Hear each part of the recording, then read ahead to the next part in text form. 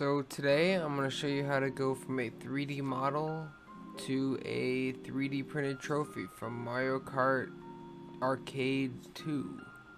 This is the Waluigi trophy. Let's go.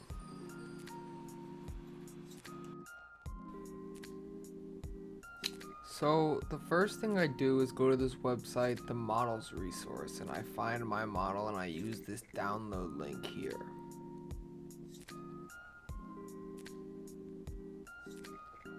From there, I go into Blender and I import the model that I downloaded after unzipping the file that it'll come in. What you want to do here is right click on the model and select the shade flat option. It'll show you what the model really looks like. You want to do this for all your parts. The way Blender works is that it'll show you a nice smooth view by default. That's just a rendering mode. You want to use the shade flat option and it'll show you what the real polygons look like. So I go through and I do that for all the different objects.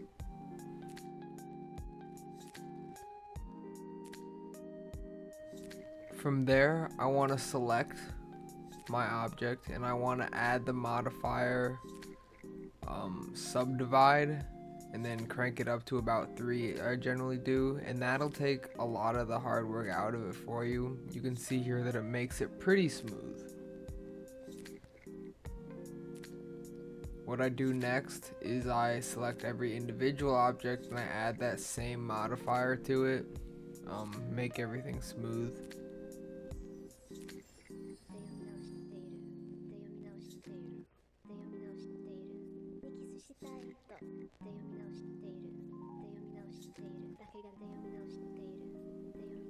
From there you can see that this mustache piece, when I add the subdivide modifier, makes it all smooth and stuff, and I don't want that. I would just not add it to the mustache, but you can see that it is the same object to Blender as another piece here.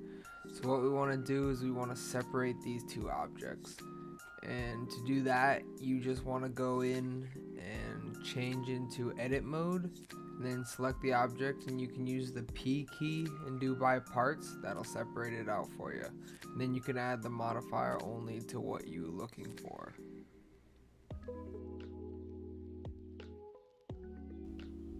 After that, you can see these wings on the side. They're actually separated from the body itself, and for 3D printing that's not good.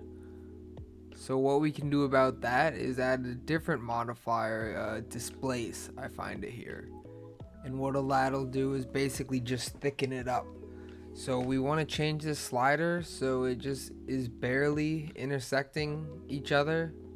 You don't want to lose the detail, but you want it to intersect so it becomes a solid part, and I'm doing that here with the again, displace. From here, I'm gonna go ahead and just export as an STL.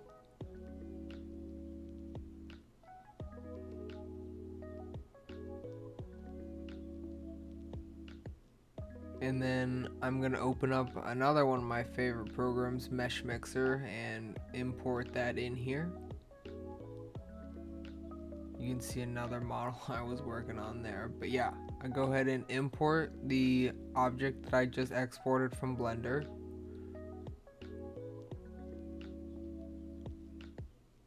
And you can see it here. It looks a little funny, but that's alright. We know that the triangles are still accurate, so. I can see there are a couple errors in this model, so just as general practice, I like to use the tool 3D Builder to repair my STL files. It's pretty powerful, and it's an automated way of repairing STL files for printing. So what you basically do, you open up 3D Builder, it's free on the Windows Store, and you want to import your model. Once you do that, on the bottom right there, a little dialog box will pop up and a red bounding box will pop up around your model, and if you just click that dialog box, it'll automatically do its best to repair your model for you.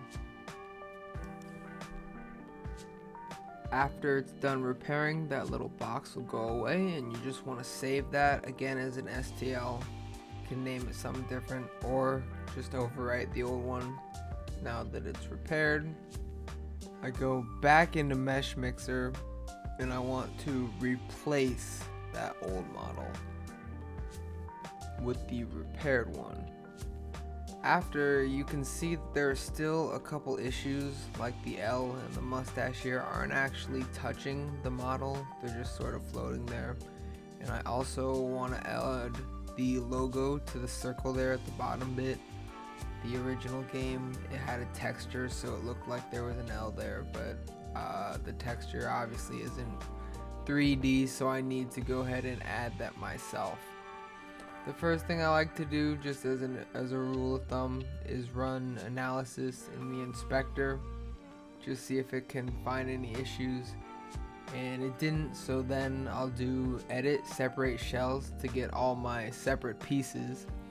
And I want to thicken a little bit parts of this up so that they intersect. What I'll do is do edit and then generate face groups. It'll sort of pick the flat surfaces for me so I can select them all at the same time.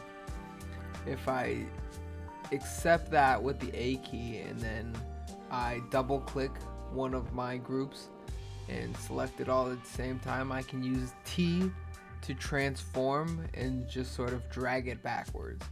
You can see here that now it's intersecting, and that should be okay to print. I press A to accept the transformation, and I can do basically the exact same thing here with the mustache. Use S to select, I change my size, and then I select only the triangles I want to move. Those four should do the trick, and then I can do T to transform again and just drag it backwards so that it meets here now. Once that looks good, I'll press A to select, and you can see now that the L and the mustache are intersecting, and so it should be okay to print. For the logo, I have a separate STL of the logo I just made in Tinkercad. You can make it very easily. It's just L as a text on a circle. I import that, make sure to append instead of replace, and basically just use T, transform it, and move it into the right position. Very, very easy stuff. I scale it down a whole bunch to make it match up with the circle that's already in place, move it into position, and then I also want to thicken it up here just so it has a little bit more definition. I'll go ahead and drag it pretty thick here and make sure it's in the right position.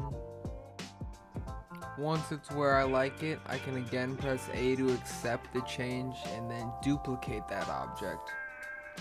Move it backwards, rotate it 180 degrees so it's facing the right way for the opposite side. If you rotate along those tick marks there, you can get it to precise increments. So I can get it at exactly 180 degrees and then move it into position also. Everything looks good right now, so I can go ahead and select everything. You can hold down the shift key and click on all your different objects, and then you want to use the combine function and it will make them all the same and allow you to export them together. I'm gonna go ahead and export them now. Just name it done or something that'll signify it as completed.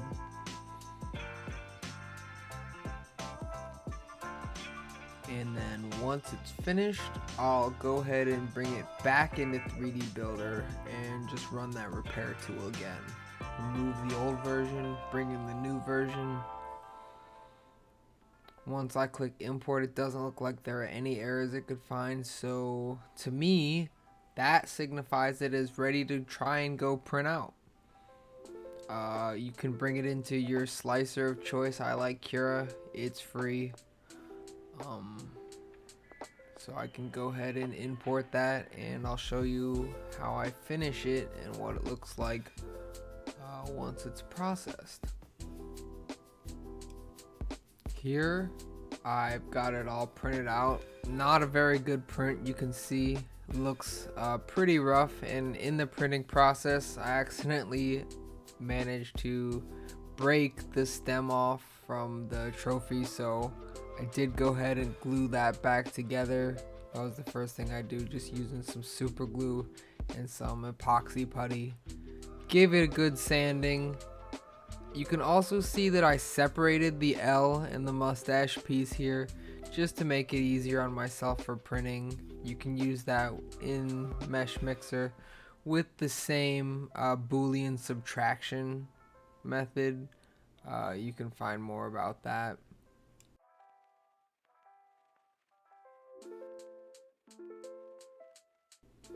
After I've got it sanded down to the point I want, I'm going to use filler primer. Give it a pretty heavy coat of that. Pretty standard finishing stuff in the 3D printing world. Next up, through the magic of editing, I've laid down a matte black base coat. And I'm gonna go ahead and use my airbrush here to apply some of these Turbo Dork model paints. I've got a tin star for the silver and a Miami color that I'm gonna use for the purple.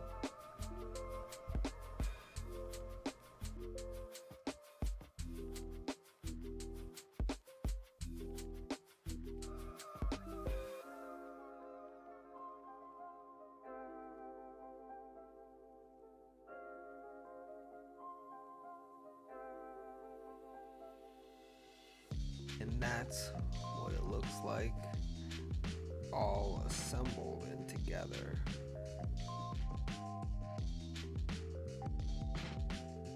Next and last, I added some masking tape to paint the band around the top. Color that in just with a hand brush with some metallic purple, and then she's more or less done.